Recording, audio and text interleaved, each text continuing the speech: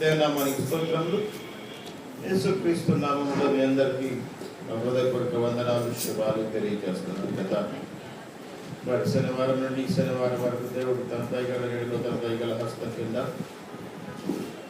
మనందరినీ కాచి కాపాడి భద్రపరిచి మరి యొక్క అవకాశం మరి యొక్క తరుణం ఆయన సన్నిధిలో కూర్చోడానికి, ఆయన సన్నిధిలో ఆనందించడానికి దేవుడు చిన్న కొరకు కొరకు సమయం కొరకు భాగ్య కొరకు దేవుడికి స్తోత్రం చెల్లించుకున్నాం. హల్లెలూయా, హల్లెలూయా, హల్లెలూయా.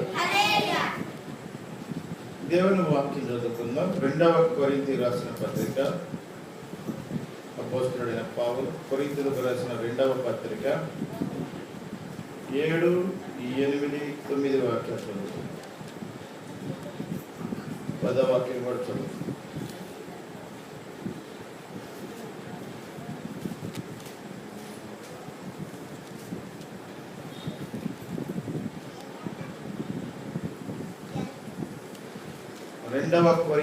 కొరింథీయులకు రాసిన 2వ పత్రిక 2వ కొరింథీ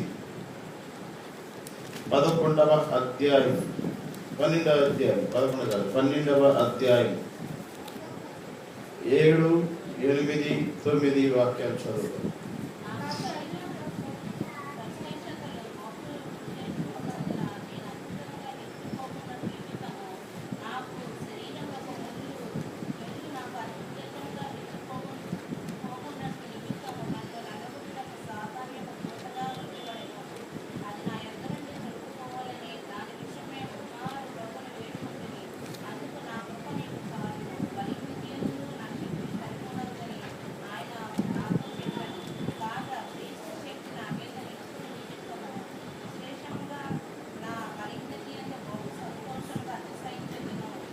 చిన్న ప్రార్థన చేసుకున్నాం. మమ్మల్ని మిక్కిలిగా ప్రేమించుచున్న మా ప్రియ పరలోకపు తండ్రి, పూజ్యునివుడా దయగల యేసయ్యా, మీ పరిశుద్ధ పాదములకు వందనాలు, స్తుతులు, స్తోత్రములు. అల్పులము అయోగ్యులము ఎందుకు పనికిరాని నీచులు దౌర్భాగ్యులు మట్టి మమ్మల్ని ప్రేమించి గడిచిన ప్రభా మరిదిగో నాయన శనివారం నుండి ఈ శనివారం వరకు మీ రెక్కర్ల మమ్మల్ని భద్రపరిచి మిమ్మల్ని స్థుతించటకు, మిమ్మల్ని ఆరాధించడానికి మాకు ఇచ్చిన గొప్ప గొప్ప బాకీ కొరకు వందనాలు ప్రభా. మరిదిగో నాయన నిన్న గుడ్ ఫ్రైడే చేసుకున్నాం ప్రభా. ఇదిగో మా కొరకు మా పాపముల కొరకు మీరు సెలవులో ప్రాణం పెట్టినారు ప్రభా. మరిదిగో నాయన రేపు ఉదయకాలం ప్రభా 3వ దినం అయా మీరు తిరిగి లేచే దినం ప్రభా. మరిదిగో నాయన ఆ దినమును ప్రభా పరిశుద్ధంగా ఆచరించుటకు సహాయం చేయమని వేడుకుంటున్నాను ప్రభా. దేవా, ప్రతి బిడ్డ ఇదిగో ప్రభా మీ యొక్క పునరుత్థాన కాలం, మీ పునరుత్థాన కాల దినమున మందిరములో కనపడినట్లు సహాయం చేయండి ప్రభా. మీ నామాన్ని కనపరిచి మీ నామాన్ని మహిమపరిచే భాగ్యం మా అందరికీ దయచేయండి నాయన. దేవా మరిదిగో నాయన మీకే స్తుతులు, మీకే స్తోత్రములు నాయన. ఏ యోగ్యత లేని మమ్మల్ని మీరు ఎంతగానో ప్రేమించి మరిదిగో నాయన మా కొరకు గురువుగానికి దిగి వచ్చి మా కొరకు సిలువలో ప్రాణం పెట్టి మరణించి సజీవుడై తిరిగి లేచేసిన దేవా మీకు వందనాలు, స్తుతులు, స్తోత్రములు నాయన. ఇదిగోనైనా ఈ కొడుకుని మీ చేతిగా అప్పగించుకుంటున్నాను. మీరే మా నాయకుడిగా అధ్యక్షుడిని నడిపించి సహాయం చేయండి ప్రభా. మరి స్థలమును మీ చేతిగా అప్పగించుకుంటున్నాను. ఈ స్థలములో మీరుండి మీ నామానికి మహిమ తెచ్చుకొని ఏ చీకటి శక్తులు, అంధకార శక్తులు, చదువుబడి శక్తులు, అలా దురాత్మ ఏవి కూడా ఈ స్థలంలో ఉండటానికి వీలు లేదు ప్రభా. నజరుడైన యేసుక్రీస్తు నామములో నేను వాటిని బంధించుచుండగా మీరు వాటిని బంధించి మీ నామానికి మహిమ తెచ్చుకోండి అయ్యా. మీకే వందనాలు, మీకే స్తుతులు నాయన. మీ కృప, మీ కాపుదల, మీ సన్నిధి మాకు దయచేసి మీరే సహాయం చేయమని వేడుకుంటున్నాను. మీ రక్తములో ఆయన మమ్మల్ని కడిగి పరిశుద్ధపరచండి. వచ్చిన ప్రతి బిడ్డ మీద మీ ఆత్మని కుమారించండి. వినగల చెవులు, గ్రహించగల హృదయం ప్రతి బిడ్డలో దయించండి. వాక్యం వినుట మటుకే కాదు కానీ ఇంటికి వెళ్ళి దాన్ని ఆచరించే భాగ్యం ప్రతి బిడ్డలో దయించండి. అల్పడను అయోగ్యుని నన్ను కూడా మీ రక్తంలో కడగండి.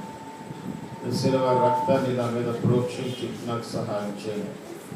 నా తల నుంచి అరికాలు వరకు మీ రక్తాన్ని ప్రోక్షించి ప్రభా మరిగో నాయన మీ శిలువ చాటు నన్ను మరుగుపరుచుకొని నాకును మీ బిడ్డలకు కావలసిన వాక్యమును అందించి నన్నును మీ బిడ్డలను బలపరిచి స్థిరపరిచి పంపించమని వేడుకుంటున్నాను.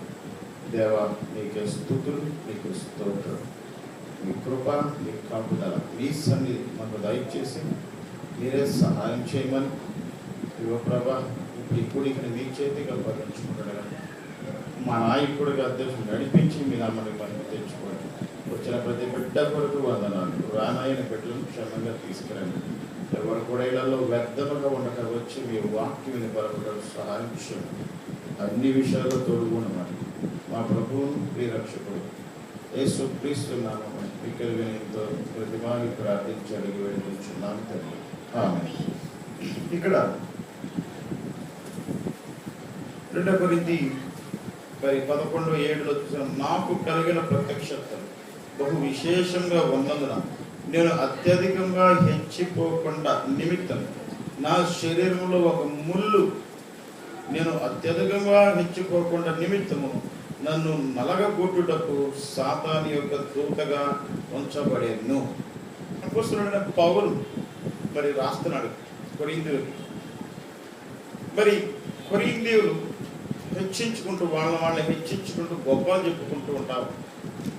మా సంఘమే మంచిది, మా సంఘమే పెద్దది, మా సంఘమే గొప్పది అని చెప్పి వాళ్ళని హెచ్చించుకుంటూ ఉంటారు.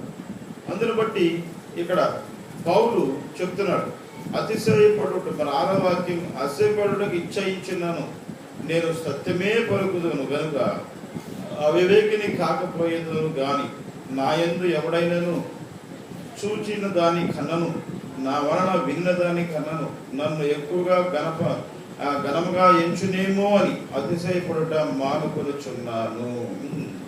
క్రైస్తవుడు ఎప్పుడు కూడా అతిశయపడకూడదు. ఎప్పుడు కూడా తను తాను తగ్గించుకోవాలి. దీనుడుగా నేను పలికిన సిలువలో పలికిన 7 మాటల్లో దీనత్వం ఉంది. ఆయన సాత్వికుడు, దీనుడుగా ఈ భూలోకానికి వచ్చాడు. కనుక క్రైస్తవుడు అలవర్చుకోవాల్సింది ఏంటంటే దీనత్వం. అందుకని క్రీస్తు ప్రభు ఏం చేస్తాడంటే తాను ప్రేమించిన బిడ్డలకి, వాళ్ళని వాడుకోవాలనుకున్న బిడ్డలకి ఏదో ఒక ముళ్ళు పెడతా ఉంటాడు. ఏదో ఒక రోగం ఉంటుంది. ఇక్కడ పౌలు కూడా ఒక ముళ్ళు పెట్టాడు. అది ఆయన గుచ్చుకుంటా ఉంటుంది. అది ఆయన ఎప్పుడు కూడా ఆయన బాధపడతా ఉంటాడు. నొప్పి వస్తూ ఉంటుంది, బాధపడుతూ ఉంటాడు. పౌలు ప్రార్థన పడేప్పుడల్లా ప్రార్థన చేస్తూ ఉంటాడు, ప్రభువా దేవా స్వస్థపరచు అంటే దేవుడు ఏమంటాడంటే, అయ్యా నా కృప నీకు చాలు, నా కృప నీకు చాలు, బలహీనత యందు నా శక్తి పరిపూర్ణమగుచున్నదని ఆయన నాతో చెప్పాడు. నువ్వు బలహీనుడుగా ఉన్నప్పుడు నీ శక్తి నువ్వు బలహీన స్థితిలో మనం ఏం చేయాలి? ఎక్కువ ప్రార్థన చేయాలి. ఎక్కువ ప్రార్థన చేసినప్పుడు ఏమిటంటే దేవుని శక్తిని మనం పొందుకుంటాం. అందుకని ప్రతి మానవుడికి బలహీనతలు ఉంటాయి. మరి ఎంత గుణవంతుడవని, గొప్పవాడవని, ఏదన్నావని, ఎంత పెద్ద పాస్టర్ అన్నావని, ఏదో ఒక బలహీనత ఉంటుంది. దేవుడు పెడతాడని. ఎందుకంటే వాళ్ళని హెచ్చించుకోకుండా, అతిశయపడకోకుండా. కనుక ఇక్కడ పౌలు అన్ని దేశాలు, అన్ని ప్రాంతాలు తిరుగుతూ సువార్త ప్రకటించుకుంటే స్వస్థత కార్యాలు, అద్భుత కార్యాలు, ఆశ్చర్య కార్యాలు, చనిపోయిన వారు లేకుండా అవి చేస్తుంటే మనుషులు ఆయన్ని హెచ్చరించడం మొదలుపెట్టారు. అబ్బా ఎంత గొప్పవాడండి, ఎంత గొప్ప సేవకుడండి, అదేంటి ఇదేంటి అని హెచ్చరించడం మొదలుపెట్టారు. దానికోసం ఏం చేస్తారు? అందుకని ఈ భూలోకంలో మనం ఏం చేస్తాం? వాళ్ళు హెచ్చించుకుంటూ ఉంటారు. పాస్టర్లు ఏమి తీసుకొచ్చి వాళ్ళకి దండ కప్పడం, శాలువులు కప్పడం అవి చేస్తూ ఉంటారు. మరి అవేంటి? వాళ్ళు హెచ్చించుకోవాలి. కానీ పౌలు ఎప్పుడు కూడా అలా హెచ్చించుకోవాలి. ఎప్పుడు కూడా తగ్గించుకుంటాడు. అయ్యా నేను దీనుణ్ణి, నేను అల్పుణ్ణి అయ్యా, క్రీస్తు పాద దాసుణ్ణి అయ్యా, నేను దీనికి అర్హత కానివాడిని అయ్యా అని చెప్తా ఉంటాడు ఎప్పుడు. కనుక ఇక్కడ పౌలుకు కూడా దేవుడు హెచ్చించుకోకుండా, అత్యధికంగా హెచ్చించుకోకుండా తను తాను, ఇదిగో చూసావా నా దగ్గరికి వస్తే, మా సంఘానికి వస్తే స్వస్థత జరిగింది, మా సంఘానికి వస్తే ఇదిగో మరి స్వస్థపడ్డాడు, వాళ్ళకి మేలు జరిగినాయి, వాళ్ళకి ఇది జరిగినాయి ఓ మైకులో టీవీలో చెప్పుకుంటా ఉంటారు. దేవుడు చెప్తుంది ఏంటంటే పౌలు ఆయనని హెచ్చించుకోకుండా ఏం చేస్తాడంటే తగ్గించుకోవడానికి దేవుడు ఏం చేస్తాడు? ఒక ముళ్ళు పెట్టాడు. ఆ ముళ్ళు బాధ పెడతా ఉంటుంది ఆయన. కనుక మనకు కూడా దేవుడు తాను ప్రేమించిన బిడ్డలకి ముళ్ళు పెడతాడు. ఏదో ఏదో ఒక బలహీనత, కాళ్ళ నొప్పులు, ఒళ్ళు నొప్పులు, లేకపోతే నడువు నొప్పు, ఏదోటి ఏదో ఒక ముళ్ళు ఉంటుంది. కనుక దానికి నేను భయపడ ఆ శోధన వచ్చినప్పుడే, ఆ బాధ కలిగినప్పుడు మనం ఏం చేయాలి? అత్యధికంగా దేవునికి ప్రార్థించాలి. అందుకని అంటున్నాడు, అందుకు నా కృప నీకు చాలును, బలహీనత యందు నా శక్తి పరిపూర్ణమగుతున్నదని ఆయన నాతో చెప్పాను. కాగా క్రీస్తు శక్తి నా మీద నిలిచి ఉండు నిమిత్తం, క్రీస్తు యొక్క శక్తి మనలో నిలిచి ఉండు నిమిత్తం ఏం చేస్తానంటే ఆయన విశేషంగా నా బలహీనత ఎందే బహు సంతోషంగా అతిశయపడుతున్నాను. ఏం చేయాలి? సంతోషంతో అతిశయపడాలి. కానీ మనం ఏం చేస్తాం? ఏంటి నేను ఇంత ప్రార్థన చేస్తున్నా, ఇంత గుడికి వెళ్తున్నా, ఈ బలహీనత ఏంటి, ఈ బాధ ఏంటి, ఈ కష్టం ఏంటి, ఈ ఇబ్బంది ఏంటని మనం ఏం చేస్తూ ఉంటాం? ఇసుక్కుంటూ ఉంటాం, దేవుని మీద సలుగుతూ ఉంటాం. కానీ దేవుడిని ప్రేమించి నీకు ఒక ముళ్ళు పెట్టాడు. దాన్ని బట్టి ఏంటంటే నువ్వు ఇంకా బలహీనతగా ఉంటావని, ఇంకా బలవంతుడు అవుతావని, బలహీనత స్థితిలో నుంచి బలవంతుడుగా అవటానికి దేవుడు ప్రతి వారికి ఒక ముళ్ళు పెడతాడు. ఏదో ఒకటి బలహీనత, ఏదో ఒక బలహీనత ఉంటుంది, అందరికి ఉంటుంది బలహీనత. దాని నిమిత్తం ఏంటంటే మనం దేవునికి దగ్గరగా ఉండడానికి, దేవుని సన్నిధిలో ప్రార్థన చేయడానికి, దేవుని సన్నిధిలో ఎక్కువగా మనం దేవుని సన్నిధిలో ఆనందించడానికి. మరి ఎప్పుడైతే నువ్వు బలహీనత స్థితిలో ప్రార్థన చేస్తావో ఇంకా నువ్వు బలవంతుడు అవుతావు, ఇంకా నువ్వేమవుతావు? బలవంతుడు అవుతావు. కనుక అందుకనే అంటున్నాడు ఇక్కడ, ఇదిగో బలహీనత యందు నా శక్తి పరిపూర్ణమగదని ఆగుచున్నదని ఆయన నాతో చెప్పాను. కాగా క్రీస్తు శక్తి నా మీద నిలిచి ఉండు నిమిత్తం విశేషముగా నా బలహీనతల యందే బహు సంతోషముగా అతిశయపడదును. బలహీన స్థితిలో కూడా అతిశయపడతారంట. బలహీన స్థితిలో కూడా దేవునికి మొర్ర పెట్టుకుంటారు. అది బలహీనతలు వచ్చినప్పుడు ఏం చేయాలి? దేవునికి మొర్ర పెట్టుకోవాలి. దేవుని సన్నిధిలో ఇంకా ఎక్కువ ప్రార్థన చేయాలి, ఎక్కువగా దేవుని సన్నిధిలో గోజాడాలి. అప్పుడు ఏమవుతావు? బలవంతుడు అవుతాడు. కనుక నేను బలవంతుడు అవ్వాలని దేవుడు ఏం చేస్తుంటే మనల్ని ఆయన దగ్గర ఉంచుకోవడానికి, ఆయనతో సహవాసం చేయడానికి ఒక ముళ్ళు పెడతాడు. ఏదో ఒక ముళ్ళు, ఏదో ఒక బలహీనత. కనుక బలహీనతలు వచ్చినప్పుడు దేవుడిని దూషించమా, దేవుడు నిన్ను ప్రేమిస్తున్నాడని గుర్తుపెట్టు. దేవుడు నిన్ను ఏం చేస్తున్నాడు? ప్రేమిస్తున్నాడని గుర్తుపెట్టు. ప్రేమించినాడు కాబట్టి నీకు ఆ బలహీనత వచ్చిందని గుర్తుపెట్టుకో. కనుక దేవుడు తాను ప్రేమించే బిడ్డలకు బలహీనత. పౌలు మరి ఎంత పరిచర్య చేస్తున్నాడు, ఎంత పరిచర్య చేస్తున్నాడు, నిందలమవుతున్నాడు, అవమానాలు, సిగ్గులు అనుభవిస్తున్నాడు, కొడుతున్నారు, ఉమ్మేస్తున్నారు, అయినా కూడా తుడుచుకొని వెళ్ళిపోతున్నాడు. మరి అంత సేవ చేస్తున్న అతనికి కూడా దేవుడు ఏం చేశాడు? జబ్బు పెట్టాడు, ఒక జబ్బు. మరి మనకు రావటం, మరి ఆ పౌరుకే జబ్బు వస్తే మనకు రావటం అంత లెక్క, మనకు వస్తే మరి తప్ప. మనకి ఏదైనా బలహీనత వస్తే దేవుడిని దూషిస్తాం. కానీ దేవుడు ఏంటంటే ఆ బలహీనత యందు నువ్వు ఇంకా బలపడాలని, సంపూర్ణంగా దేవుల్లో ఉండాలని, సంపూర్ణంగా అంటే ఇక పూర్తిగా దేవుల్లో ఉండాలని ఆయన ఉద్దేశమైనది. అందుకే నాకు ఒక బలహీనత పెడతాడు, ఏదో ఒక బలహీనత ఉంటుంది.